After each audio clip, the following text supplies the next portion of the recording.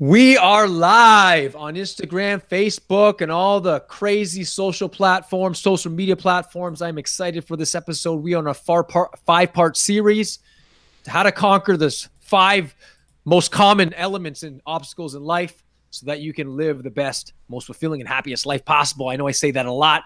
It's all about repetition. So that's what we're here to do, serve you and give you the best of what we got.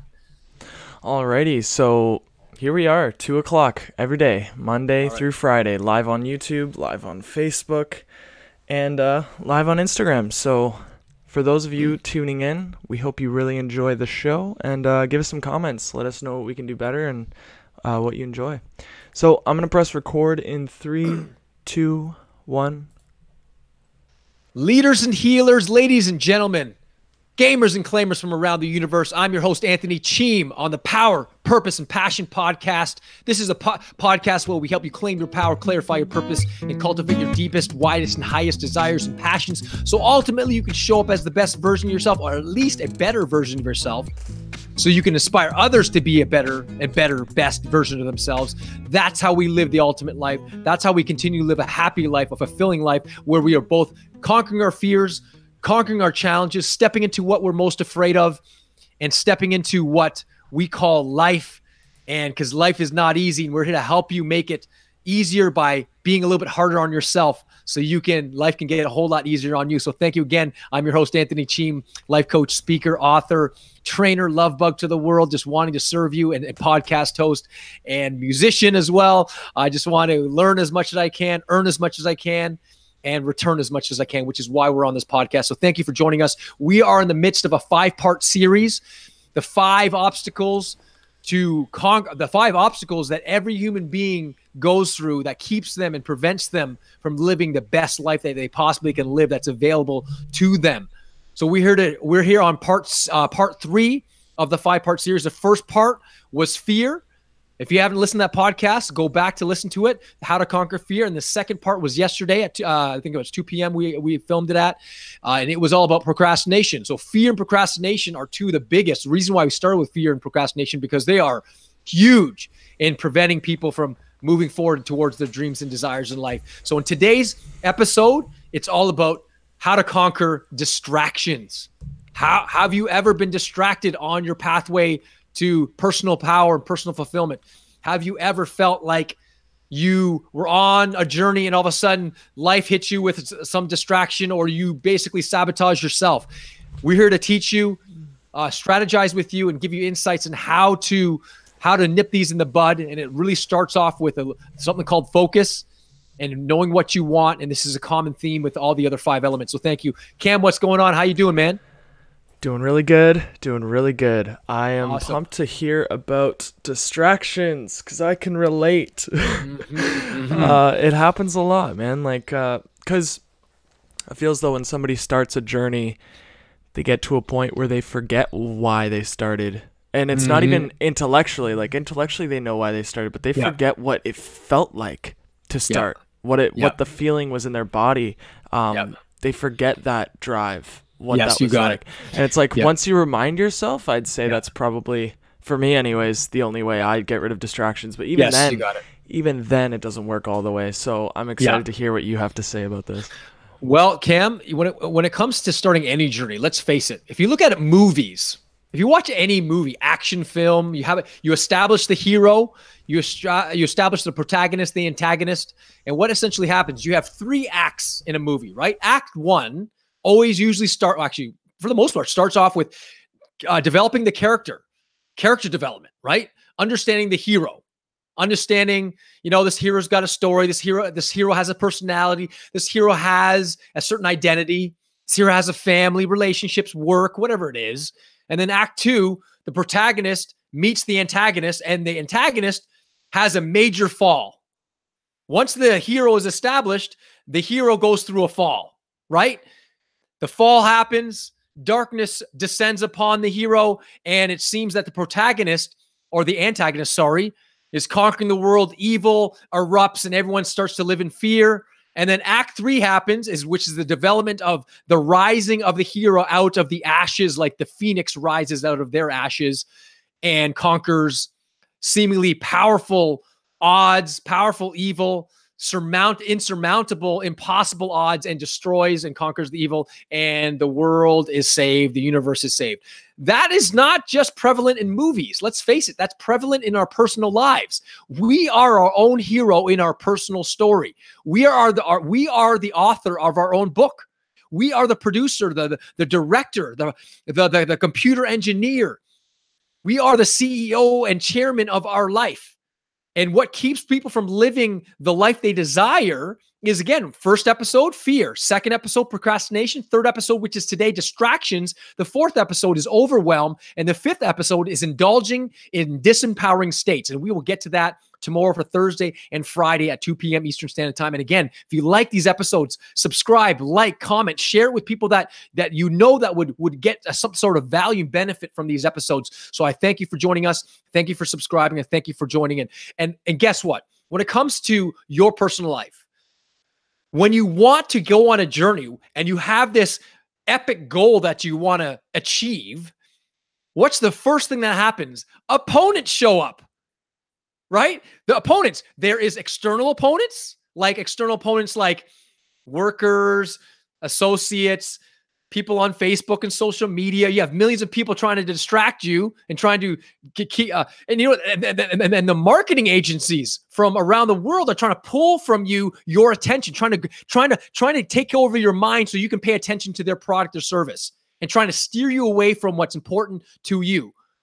And nowadays, it's even 15 years ago, it wasn't as bad. But nowadays, with internet, social media, and people leveraging social media, it is said that the average human being, get this, is bombarded by an average of 400 advertisements for food every single day, whether it be driving by a McDonald's or a KFC, or watching at TV, or going on the internet and seeing Burger King or Wendy's or McDonald's or whatever, 400 times. All these restaurants trying to get our attention to focus on their Big Mac, or focus on their food, or focus on their TV, or focus on their phone. Millions and millions of distractions, more so than it was 15 years ago. I mean, 15 years ago, it was like we didn't have social media as prevalent as it is today. So we got Facebook, we got Instagram, and guess what? I'm trying to get your attention too. So, but I'm trying to help you take command of your life. That's the difference. I'm helping you be aware of what the powers you have access to claim your power, to clarify what it is you want, clarify your purpose, and then cultivate your deepest passions so you're living life on your terms, not the terms of someone else from the government or from your parents told you to do or what school's telling you to do, but because you've analyzed and examined what it is you want to do and what you want to experience and what you want to give to life on your terms, not on somebody else's terms. That's what it's all about. Living life, writing your own book, writing your own story, and turning each page and writing your own story to your magnificent, endless chapter of books, of challenges, of successes, of goals achieved, of life lessons, so then you can pass it on to your children, friends, grandchildren, and beyond, so your legacy is fulfilled in the lives of the people you've touched. So how do we, as human beings, conquer this thing called distraction? Well, first and foremost, this goes back to fundamentals of what it is you want to give to life, what you want to experience in life, what you want to achieve, how you want to live. So it takes a whole global perspective of stepping back for a second and saying, all right, what do I want? What do I want to experience? That's one of the primary questions I ask people. What do you want? And you wouldn't believe how many people don't even have an answer. I want to be happy. And I'll say, what does that mean? I kind of want to do things good and have lots of friends. And people don't even think about these things. And so because they're so scared to delve into those things, they distract themselves with food or alcohol or social media or movies or drugs or whatever that's catching their attention in the moment. I remember hearing one guy, his name is Paul Zane Pilzer. He wrote a book called The Next Millionaires. And I was introduced to this guy. He was a millionaire by the time he was 28. And he talked about one of his definitions of success is having the capacity to willingly delay gratification. To willingly delay it, to say, okay, it's like that one famous Stanford study that was done, the marshmallow, that they would give a kid a marshmallow, a bunch of kids a marshmallow, and they would walk out of the room and say, if I leave, you can eat the marshmallow now, or I will leave in 10 or 20 minutes. When I come back, I will give you 2 marshmallows.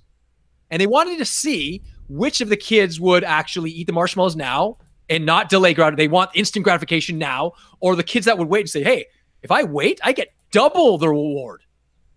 And they came back and they found out that actually certain kids would eat it, certain kids would actually wait. And they discovered, I think it was like 10 or 20 years later, those kids had a greater success in basically all of their lives because they had this capacity to willingly delay gratification. And part of that is knowing what's distracting you, being aware of what's distracting you. I remember there was a time when I was getting distracted by video games and TV and internet and watching YouTube. And I was like, and I felt completely unfulfilled in my life, completely unfulfilled. Because I did all these things that kind of nourished me in the moment. But then after I was like, did I really achieve anything? In fact, I asked my audience right now, and I'll ask you, Cam, right now. Have you ever had a to-do list that you needed to do? And then after having finished it, you were like, I still feel pretty unfulfilled. I finished those tasks. Part of me is like, yeah, I finished it and it was complete. But man, I still don't feel happy about my life.